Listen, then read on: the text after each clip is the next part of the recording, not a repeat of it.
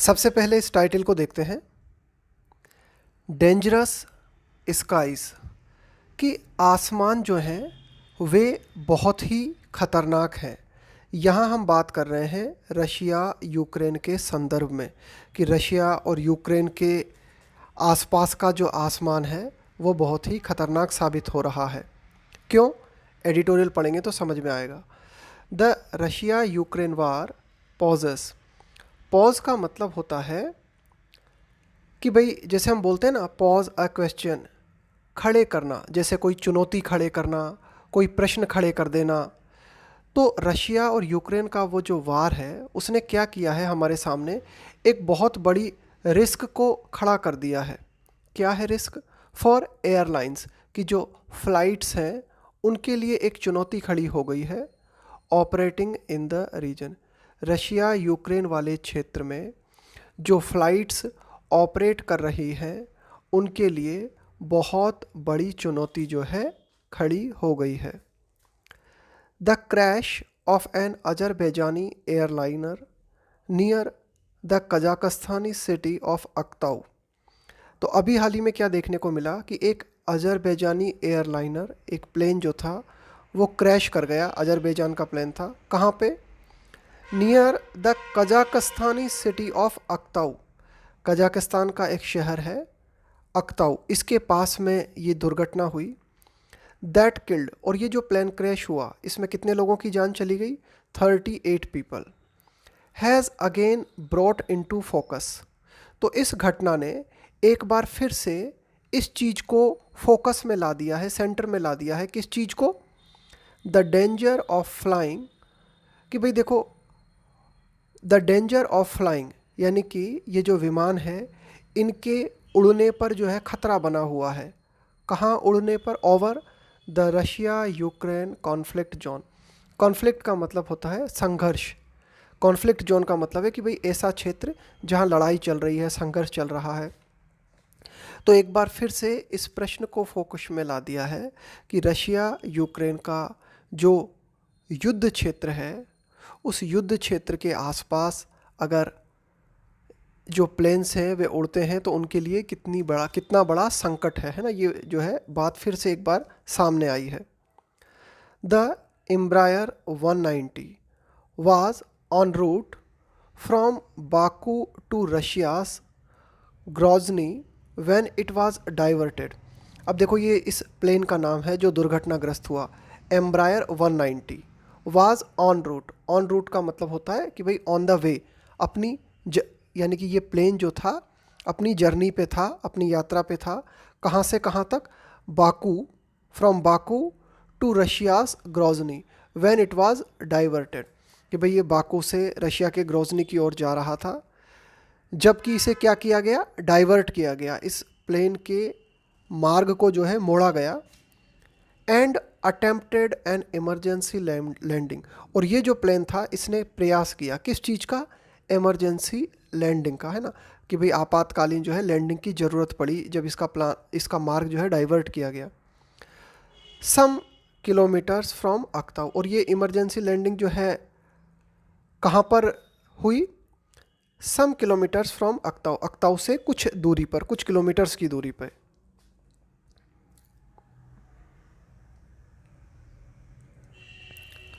While, जबकि initial fears, की जो प्रारंभिक डर हैं वे किस चीज़ के चारों ओर है? सेंटर्ड अराउंड, सेंटर अराउंड का मतलब है इस चीज़ के चारों ओर।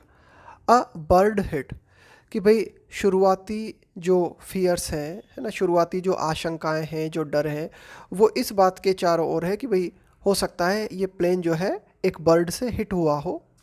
लेकिन government and media reports have increasingly pointed eight, लेकिन सरकार और जो मीडिया रिपोर्ट्स हैं उन्होंने इस तरफ इशारा किया है। पॉइंट एट का मतलब है इशारा करना। इंक्रीजिंगली मतलब बढ़ते हुए, यानी कि ये बात जो है काफ़ी ज़्यादा बढ़ते हुए देखी गई कि मीडिया है, गवर्नमेंट है, लगातार इस ओर उन्होंने इशारा किया है। किस ओर? At a misguided Russian anti drone attack on the plane, कि भाई क्या हुआ है रशिया से मिसगाइडेड। मिसगाइडेड का मतलब होता है एक तरह से पथभ्रष्ट। Misguided Russian anti drone attack on the plane, कि संभव है रशिया के द्वारा प्लेन पर एंटी ड्रोन अटैक जो है किया गया है ना। भाई कभी कभी क्या है, रशिया ने हो सकता है ये सोचा हो कि भाई ये यूक्रेन का ही कोई प्लेन है या फिर यूक्रेन का ही कोई ड्रोन है, और इस तरह से समझ के जो है एंटी ड्रोन अटैक किया गया। इस तरह की जो है बातें ज़्यादा सामने आई हैं। Holes in the plane and videos of oxygen mask releasing would indicate depressurisation. अब देखो प्लेन में जो है होल्स देखे गए हैं, इसके अलावा videos of oxygen mask releasing, इस तरह के वीडियोस भी सामने आए हैं क्या, कि प्लेन में ऑक्सीजन मास्क थे वो खुल गए थे, रिलीज़ हो गए थे। तो ये किस और इशारा करते हैं, किस चीज़ को इंडिकेट करते हैं, डीप्रेशराइजेशन की ओर इंडिकेट करते हैं। डीप्रेशराइजेशन का मतलब होता है कि भाई कोई क्लोज्ड स्पेस है, कोई कंटेनर है, उसमें जो गैस का प्रेशर है वो जब कम हो जाता है तो उसको बोलते हैं depressurisation. The aircraft was still airborne after the attack, कि जो विमान था, जो एयरक्राफ्ट था, was still airborne after the attack, कि अटैक के बाद भी एयरक्राफ्ट जो था वो एयरबॉर्न था। एयरबॉर्न होने का मतलब होता है एयर में होना, यानी कि विमान जो है एक तरह से फ्लाइंग कंडीशन में था हिट होने के बावजूद भी। इवेंचुअली, फाइनली, क्रॉस करते हुए the Caspian Sea on the east, और इसी तरह से अटैक के बाद भी विमान जो है उड़ता रहा, और इसी तरह से उसने क्या किया, कैस्पियन सागर को जो है क्रॉस किया। A distance of some 300 miles as the crow flies, ये एक ईडियम है यहाँ पे, इसको देखना, एज द क्रो फ्लाइज, इसका मतलब होता है बिल्कुल सीधी दिशा में, एकदम सीधी डायरेक्शन में, इन a straight line.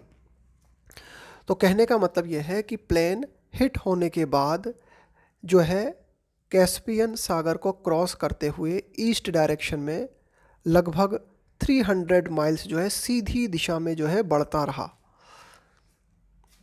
Reports talk about, कि इस तरह जो रिपोर्ट्स आई हैं वे ये उन रिपोर्ट्स में ये कहा गया है, ये रिपोर्ट्स जो है ये बातें करती हैं about, talks about the plane's control system being damaged, कि इस जो रिपोर्ट्स हैं उनमें इस तरह की बातें सामने आई हैं कि प्लेन का जो कंट्रोल सिस्टम था उसके डैमेज्ड होने की बात सामने आई है, कि भाई प्लेन का जो कंट्रोल सिस्टम था वो डैमेज हो गया था।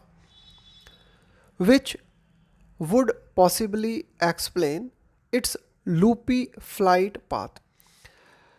तो देखो जब प्लेन का कंट्रोल सिस्टम है वही जो डैमेज हो गया था, तो वो अगर प्लेन का कंट्रोल सिस्टम डैमेज हो गया था तो ये जो है इस बात को एक्सप्लेन करता है कि क्यों जो फ्लाइट का पाथ था वो लूपी था। लूपी होने का मतलब है बहुत ही ज़्यादा स्ट्रेंज होना, बहुत ही ज़्यादा अनयूजुअल होना, कि भाई ये जो फ्लाइट का पाथ था वो बहुत ही ज़्यादा स्ट्रेंज, बहुत ही ज़्यादा अनयूजुअल देखा गया। तो इसके एक्सप्लेनेशन की अगर हम बात करें तो इसका एक्सप्लेनेशन जो है ये दिया जा सकता है कि भाई प्लेन का जो कंट्रोल सिस्टम है वो डैमेज हो गया था। एंड परमिशन बीइंग डिनाइड, और इस तरह की बातें भी सामने आई हैं कि ये जो प्लेन था इसे परमिशन नहीं दी गई है ना, परमिशन देने से इस प्लेन को इनकार कर दिया गया। To the damaged aircraft to land in nearby airports, कि आसपास के जो एयरपोर्ट्स थे वहाँ पर लैंड करने के लिए, उतरने के लिए इस डैमेज्ड एयरक्राफ्ट को जो है डिनाई कर दिया गया, इस एयरक्राफ्ट को परमिशन नहीं दी गई। ऑल्दो, यद्यपि, हालांकि, नॉर्म्स, नियम जो हैं वे ये कहते हैं, नियम जो है, norms would allow a damaged civilian plane to land anywhere close. हालांकि नियमानुसार अगर बात करें तो नियम तो ये कहते हैं कि भाई अगर कोई डैमेज्ड सिविलियन प्लेन है ना, कि भाई सिर्फ उस प्लेन में नागरिक बैठे हुए हैं, वो डैमेज्ड कंडीशन में है, तो उसको जो है लैंड किया जा सकता है कहीं भी जहाँ भी सुरक्षित जगह है आसपास, है ना, कोई भी एयरपोर्ट है नियर बाय तो वहाँ उसे लैंड कराया जा सकता है नियमों के अनुसार। द कॉकपिट वॉइस रिकॉर्डर है ना, वो जो ब्लैक बॉक्स होता है, the cockpit voice recorder and the digital flight data recorder. देखो ये जो कॉकपिट है ना, इसका मतलब होता है कंपार्टमेंट फॉर द पायलट, कि जो पायलट होता है उसका जो कंपार्टमेंट होता है उसको हम बोलते हैं कॉकपिट, और वहीं पर कॉकपिट वॉइस रिकॉर्डर जो है लगा होता है। तो ये जो कॉकपिट वॉइस रिकॉर्डर है, डिजिटल फ्लाइट डेटा रिकॉर्डर है, इनके माध्यम से क्या होता है कि जो विमान है उसकी गतिविधियों को ये क्या करते हैं, कैप्चर करते हैं। अगर मान लो बाद में प्लेन जो है दुर्घटनाग्रस्त हो जाता है, तो इन उपकरणों की माध्यम से हमें पता चलता है कि भाई प्लेन की दुर्घटना का कारण क्या रहा होगा। हैव बीन रिकवर्ड, तो ये विमान दुर्घटनाग्रस्त हुआ और इस विमान के जो कॉकपिट वॉइस रिकॉर्डर और फ्लाइट डेटा रिकॉर्डर हैं उनको रिकवर कर लिया गया है, वे प्राप्त हो गए हैं। विच वुड रिवील, और ये जो डिवाइस हैं जो कि रिकवर हो गए हैं, ये हमें रिवील करेंगे, ये हमें बताएंगे। रिवील का मतलब बातों को सामने लाना, खुलासा करना, मच इन्फॉर्मेशन, कि इस दुर्घटना के बारे में और ज़्यादा जानकारी जो है हमें इन डिवाइसेस के माध्यम से उपलब्ध होगी। Azerbaijan has sovereignty over the flight and the Brazilian manufacturer Embraer, कि अजरबैजान जो है उसकी फ्लाइट के ऊपर जो है संप्रभुता है। सॉवरेनिटी का मतलब होता है संप्रभुता होना, कंप्लीट कंट्रोल होना। And the Brazil manufacturer Embraer, और ये जो फ्लाइट है इसका निर्माता कौन है, ब्राज़ीलियन मैन्युफैक्चरर एम्ब्रायर इसका निर्माता है। Would also be party to the multi stakeholder investigation. Multi stakeholder का मतलब है जहाँ कई लोगों के हित जुड़े हुए हैं, कई लोगों के हित जहाँ पे लगे हुए हैं। तो ये जो मल्टी स्टेक होल्डर इन्वेस्टिगेशन है, इस इन्वेस्टिगेशन में अजरबैजान और ब्राज़ीलियन मैन्युफैक्चरर एम्ब्रायर भी पार्टी होंगे, यानी कि इस जांच में जो है एम्ब्रायर और अजरबैजान है ना, दोनों जो है इन्वॉल्व रहेंगे। और इस इन्वेस्टिगेशन के बाद ही दैट वुड रिवील, ये इन्वेस्टिगेशन जो है वो रिवील करेगी, हमारे सामने इन बातों को लेके आएगी। The cause of the accident, कि भाई एक्सीडेंट का कारण क्या था। द कोर्स ऑफ इवेंट्स, यानी कि जो भी इवेंट्स हुए, यहाँ इवेंट से मतलब है कि भाई जो भी घटनाक्रम हुआ, कि प्लेन कहाँ डैमेज हुआ, कितनी दूरी तक जो है उसे चलना पड़ा और किस तरह से वो फाइनली जो है टकराया, तो ये सारी बातें द कोर्स ऑफ इवेंट्स, यानी कि सारा घटनाक्रम।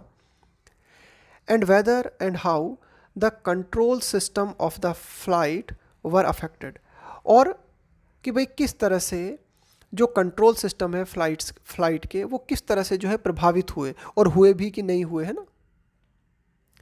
द लास्ट वुड इंडिकेट, यहाँ पे लास्ट से मतलब है control system of the flight, कि भाई ये जो फ्लाइट का कंट्रोल सिस्टम था ये किस तरह से प्रभावित हुआ। जब ये बात हमें पता चलेगी तो the last would indicate the role if any played by, देखो role played by, role play करने का मतलब होता है भूमिका होना, कि भाई आपका इसमें क्या पार्ट है, आपका इसमें क्या रोल है। Played by jamming system, jamming system क्या होता है, देखो एंटी ड्रोन जैमिंग सिस्टम होता है। इसमें क्या किया जाता है कि सिग्नल्स जो है ना उनको ब्लॉक कर दिया जाता है। जैसे मान लो कोई ड्रोन है और वह आपकी तरफ बढ़ रहा है, तो आप क्या करते हो, जैमिंग सिस्टम के माध्यम से उस ड्रोन को जो है एक तरह से, उस ड्रोन को जो सिग्नल मिल रहे हैं ना उनको आप जो है डिस्कनेक्ट कर देते हो या उन सिग्नल में बाधा डाल देते हो। तो ये होता है जैमिंग सिस्टम, एक तरीके से क्या करना, उसको जाम कर देना एक तरीके से। That are part of air and drone defence, तो एयर डिफेंस की अगर हम बात करें या ड्रोन डिफेंस की अगर हम बात करें तो वहाँ पर जैमिंग सिस्टम जो है वो बहुत ही महत्वपूर्ण होता है। इसके माध्यम से क्या किया जाता है कि जो आपका दुश्मन है उसके जो भी एक तरह से उसका जो रेडार है या उसका जो गाइडिंग सिस्टम है उसको डिसरप्ट कर दिया जाता है एक तरह से, है ना, उसको जो है बाधा पहुंचाई जाती है, एक तरीके से उसके सिग्नल जो है उनको डिस्कनेक्ट करने का प्रयास किया जाता है। तो कहने का मतलब ये है कि कहीं ऐसा तो नहीं हुआ कि यहाँ पे ये जो रशिया और यूक्रेन का वार चल रहा है तो इन्होंने क्या किया हो, जैमिंग सिस्टम का प्रयोग किया हो इस प्लेन के ऊपर, जिसके कारण कि इस प्लेन का जो कम्युनिकेशन था, जो इसके सिग्नल्स थे, वो उनमें जो है दिक्कत आ गई और इस कारण ये प्लेन क्रैश हुआ। अजरबैजानी एंड यूएस ऑफिशियल्स, कि अजरबैजान और यूएस के जो अधिकारी हैं, have blamed Russian air defence systems, इन्होंने क्या किया है, रशिया के जो एयर डिफेंस सिस्टम है उस पर आरोप लगाया है। Responding to a Ukrainian attack likely with drone, responding to प्रतिक्रिया देते हुए, to a Ukrainian attack likely with drone, कि भाई इस तरह की बातें सामने आई है कि लाइकली का मतलब है ऐसा होने की संभावना है, शायद ऐसा होने की संभावना है कि शायद यूक्रेन के द्वारा ड्रोन के माध्यम से हमला होने की संभावना को देखते हुए, रेस्पॉन्ड करते हुए, कि भाई हो सकता है ऐसा हुआ हो कि रशिया को क्या लगा कि यूक्रेन ने जो है ड्रोन से हमला कर दिया और रशिया ने अपनी प्रतिक्रिया देते हुए अपने एयर डिफेंस सिस्टम का प्रयोग करते हुए एक तरीके से क्या किया हो, इस ये जो प्लेन था इसको जो है इसके जो सिग्नल्स हैं उनको ब्लॉक करने की कोशिश की या पूरे सिस्टम को जो है जाम करने की कोशिश की। Russian president Vladimir Putin apologised to Azerbaijani president Ilham Aliyev. अब देखो, व्लादिमीर पुतिन रशिया के प्रेसिडेंट जो हैं, इन्होंने माफ़ी मांगी है अजरबैजान के प्रेसिडेंट इल्हाम अलियेव से। किस बात के लिए? For the fact that the tragic incident occurred in Russian air space, इस तथ्य के लिए, इस बात के लिए कि ये जो दुखद घटना है, ये जो ट्रेजिक एक्सीडेंट है, ये कहाँ पे घटित हुआ? इन रशियन एयर स्पेस, कि रशिया का जो एयर स्पेस है वहाँ पर ये दुर्घटना घटित हुई। इसके लिए रूस के राष्ट्रपति ने अजरबैजान के राष्ट्रपति से माफ़ी मांगी है। In this half hearted apology, कि ये जो आधे अधूरे मन से ये जो माफ़ी मांगी है मिस्टर पुतिन ने, ही स्टॉप्ड शॉर्ट ऑफ, देखो स्टॉप्ड शॉर्ट ऑफ का मतलब है रुक जाना, और इस माफ़ी में वे जो है रुक गए। ऑफ अक्नॉलेजिंग, अक्नॉलेज का मतलब होता है स्वीकार करना, यानी कि इस बात को उन्होंने स्वीकार नहीं किया अपनी अपोलॉजी में। अपोलॉजी का मतलब है माफ़ीनामा, माफ़ी मांगना किसी से। एक्टिव रशियन इन्वॉल्वमेंट और that it was collateral damage to Azerbaijan, यानी कि इस माफ़ी में मिस्टर पुतिन ने इस बात को स्वीकार नहीं किया कि भाई इसमें रशिया का एक्टिव इन्वॉल्वमेंट था इस दुर्घटना में, या फिर मिस्टर पुतिन ने ये बात भी नहीं कही कि it was collateral damage to Azerbaijan. Collateral damage का मतलब होता है अनइंटेंशनल डैमेज, यानी कि आपका इरादा किसी को नुकसान पहुंचाने का नहीं था, लेकिन बावजूद इसके किसी का नुकसान हो गया, इसको बोलते हैं कोलेट्रल डैमेज। कि भाई रशिया यूक्रेन से लड़ाई लड़ रहा है और इस प्लेन को जो है ड्रोन समझ के एक तरह से रशिया ने अटैक कर दिया है ना, इस बात की संभावना हो सकती है। तो कहने का मतलब है कि भाई ऐसा भी हो सकता है कि भाई गलती से जो है अजरबैजान को जो है नुकसान हुआ, इस तरह की बात भी जो है रशिया ने नहीं कही है। कहने का मतलब ये है कि ये जो हाफ हार्टेड अपोलॉजी है, इसमें मिस्टर पुतिन ने इस बात को नहीं स्वीकारा है कि हमारा इस दुर्घटना में एक्टिव इन्वॉल्वमेंट था, या फिर ये बात भी नहीं कही है कि ये अजरबैजान के लिए एक कोलेट्रल डैमेज है, कि भाई ये एक अनइंटेंशनल डैमेज है। अ रशियन अलाय, अजरबैजान के लिए कहा गया है कि अजरबैजान जो है रशिया का सहयोगी है, रशिया का मित्र है। दैट से जब कोई सेंटेंस शुरू होता है तो उसका मतलब होता है यह तथ्य की, यह बात की। The plane was damaged nearly 500 miles from the Ukrainian border, यह तथ्य कि प्लेन जो है डैमेज हुआ कहाँ? Nearly 500 miles from the Ukrainian border, कि यूक्रेन की बॉर्डर से करीब 500 मील के आसपास जो है प्लेन जो है डैमेज हुआ। ये तथ्य जो है इस बात को दिखाता है, इस तथ्य ने इस बात को दिखाया है, shown the state of warfare today, कि जो युद्ध जो चल रहा है है ना, उस युद्ध की विभीषिका को दिखाया है। यानी कि युद्ध जो है ना किस पैमाने पे चल रहा है ना, इस बात को जो है ये तथ्य दिखाता है कि प्लेन वाज डैमेज्ड नियरली। देखो प्लेन कहाँ पे डैमेज हुआ, यूक्रेन की बॉर्डर से 500 मील दूर। तो कहने का मतलब है कि ये जो युद्ध है ये कितने बड़े क्षेत्र में फैला हुआ है ना, ये इस बात से हमें पता चलता है।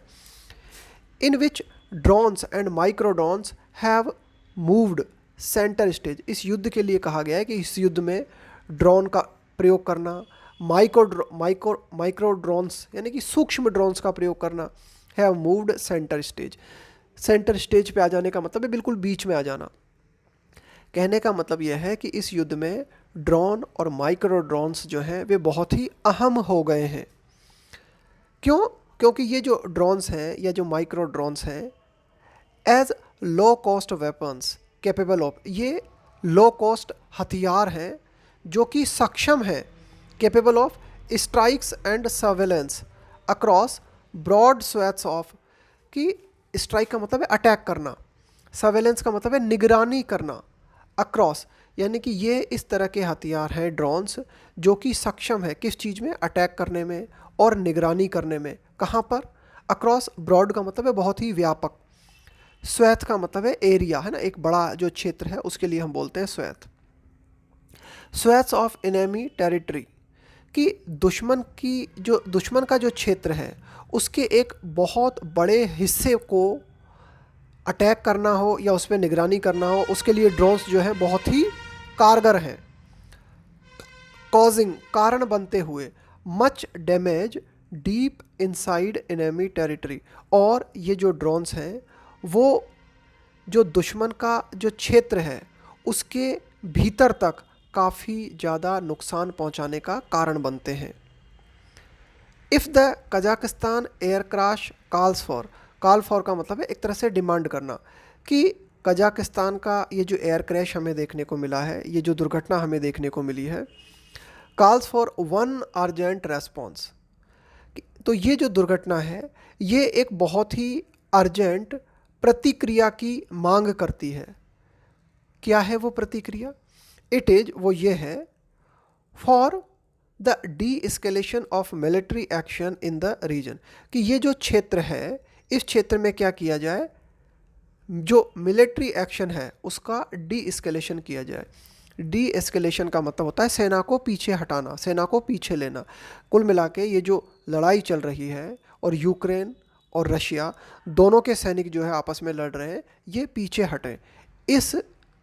तो ये जो कजाकिस्तान दुर्घटना हुई है, ये जो प्लेन क्रैश हुआ है, ये प्लेन क्रैश जो है इस बात की अर्जेंटली डिमांड करता है कि क्या किया जाए, जो मिलिट्री एक्शन है उसका डी एस्केलेशन हो। लेकिन ये जो डी एस्केलेशन ऑफ मिलिट्री है इसकी सफलता जो है, the success of which would depend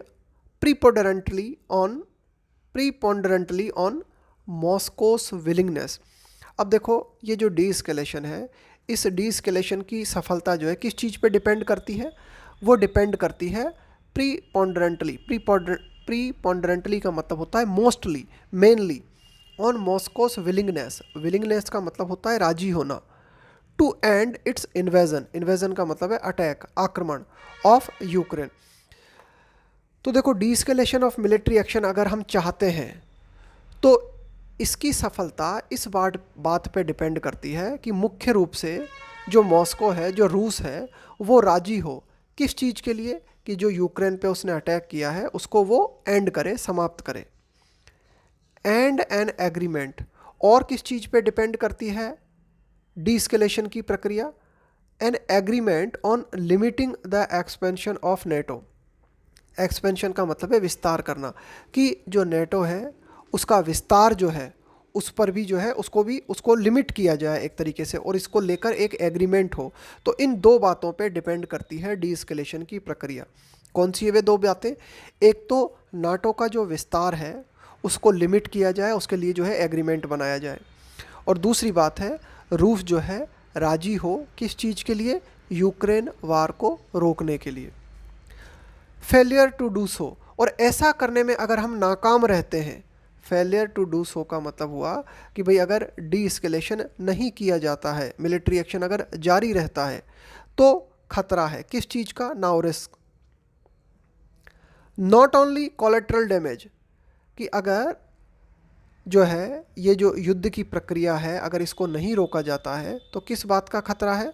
not only collateral damage, collateral damage का मतलब हुआ अनइंटेंशनल डैमेज, जैसे कि अभी ये विमान जो है इसको हम क्या कहेंगे? कोलेटरल डैमेज कहेंगे कि भाई रशिया यूक्रेन आपस में लड़ रहे थे और किसी का इरादा नहीं था कि ये इस विमान को जो है नष्ट करने का, लेकिन ये विमान जो है दुर्घटनाग्रस्त हुआ इसी युद्ध के कारण, तो इसे हम कहेंगे अनइंटेंशनल डैमेज।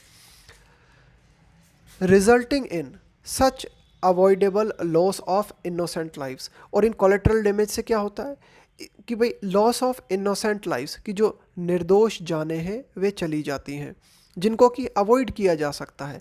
अवॉइडेबल का मतलब है जिनको टाला जा सकता है। तो कहने का मतलब यह है कि अगर डी एस्केलेशन नहीं होता है, अगर हम इस काम में डी एस्केलेशन में अगर हम फेल हो जाते हैं तो किस बात का खतरा है? न केवल कोलेटरल डैमेज हमें झेलना पड़ेगा जिसके कारण कि कई लोगों की जो है, मासूम लोगों की जो है जान जाएगी, बट कुड ऑल्सो सी, लेकिन साथ ही साथ कुड यहाँ पे आया है पॉसिबिलिटी के लिए, लेकिन अगर हम नाकाम रहते हैं डेस्केलेशन में तो उसका परिणाम ये भी हो सकता है, see more regional actors getting pulled into the conflict. More regional actors का मतलब है अन्य क्षेत्रीय देश, यानी कि अन्य आसपास के जो देश हैं वे भी इस संघर्ष में खिंच सकते हैं। Pulled, getting pulled into the conflict, conflict का मतलब है ये जो संघर्ष है, ये जो लड़ाई है, यानी कि अगर ये लड़ाई नहीं रुकती है रशिया और यूक्रेन के बीच तो आसपास के अन्य जो देश हैं उनको भी इस लड़ाई के कॉन्सिक्वेंस झेलने पड़ सकते हैं और हो सकता है उनको भी इस लड़ाई में इन्वॉल्व होना पड़े। देखो, गेट पुल का मतलब है किसी को खींच लेना अपनी ओर, getting pulled into the conflict, कि अन्य जो रीजनल एक्टर्स हैं वे भी अनचाहे इस संघर्ष में खींच सकते हैं।